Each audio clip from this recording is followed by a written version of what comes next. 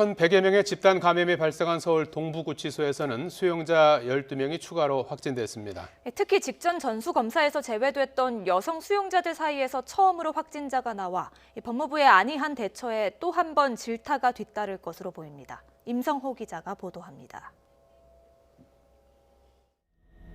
동부구치소 수용자 574명을 대상으로 한 7차 전수검사에서는 12명이 추가로 확진됐습니다. 특히 처음으로 여성 수용자 1명이 확진 판정을 받았습니다.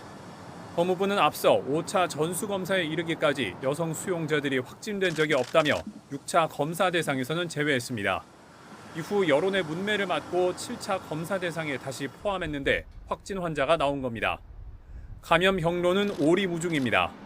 법무부 관계자는 여성 수용자들이 있는 곳은 남성 수용자들이 지내는 층과 완전히 다르고 남성 교도관들의 출입도 엄격히 통제된다고 설명했습니다.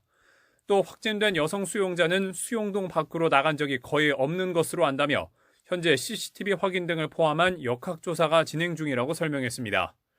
동부구치소에는 여성 300여 명이 수감돼 있어서 집단 감염 추세가 다시 커질 우려가 있습니다.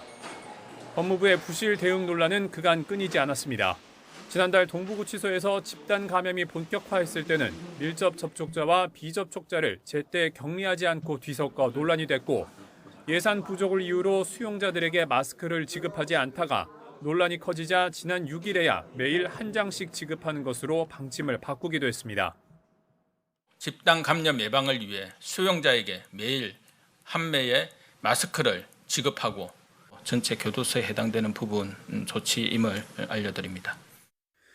추미애 법무부 장관이 SNS를 통해 사과했지만 정작 국회에서는 법무부 대처에는 문제가 없었고 사태의 원인이 지난 정부에 있다는 취지로 발언해 논란을 키웠습니다.